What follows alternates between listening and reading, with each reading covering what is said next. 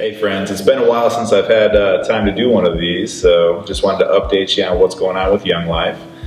So since I last sent one of these out, we had a conference in Florida where every 4 years they bring every employee and their spouse, if necessary, down to Florida, and we have a great time together. We had great speakers, we had great worship, being in the same room with over 5,000 people that are doing like work around the world was pretty amazing. At one point, they brought in the flags of the countries where we are represented, over 104 countries.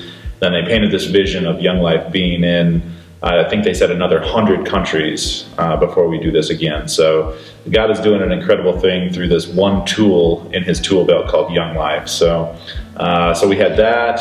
I had a case of the flu. I ended up getting that influenza B, so it's been a weird start to the beginning of the year, but things in Young Life are going great, and I just wanted to update you on some things going on there. So there's always stories of kids that I want to pick through and say, which one do I share? But I actually had to sit down with one of our leaders recently, and I thought, man, I want to share this with the people who love Young Life and who love me.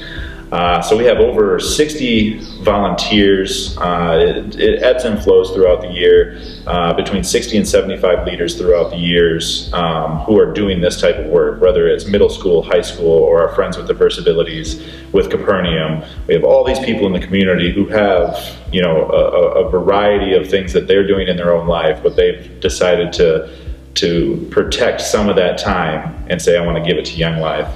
So it's been incredible to watch how people grow. I think of leaders as somebody who's pouring into others, but I forget sometimes that Young Life and God, through Young Life, pours into us.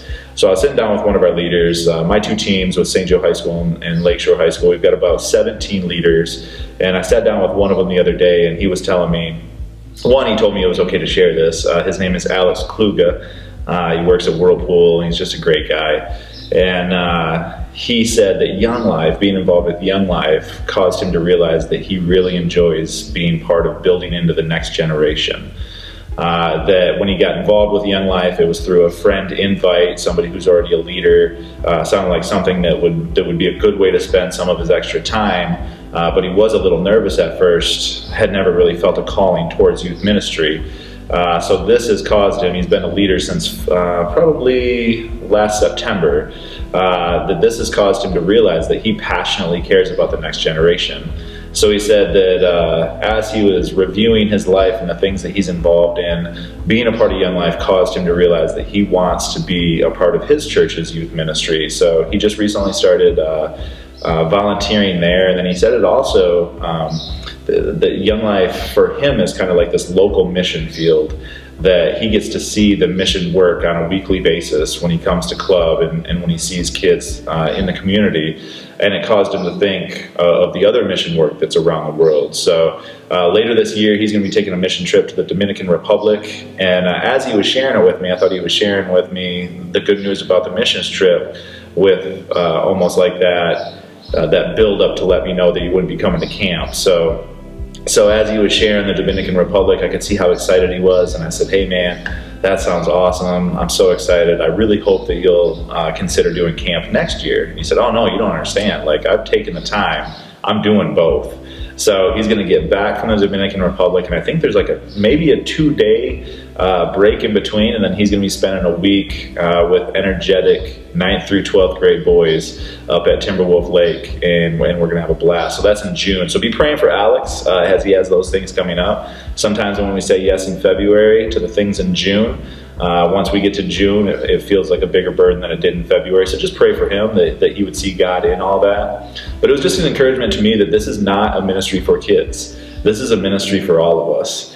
I think of, 1 Corinthians 12 that talks about how we are all parts of the same body and we all have our own things that we're doing, but if we have our minds set towards the kingdom, we're all working for the same goal, to get to know the Lord better ourselves and to help others know Jesus more.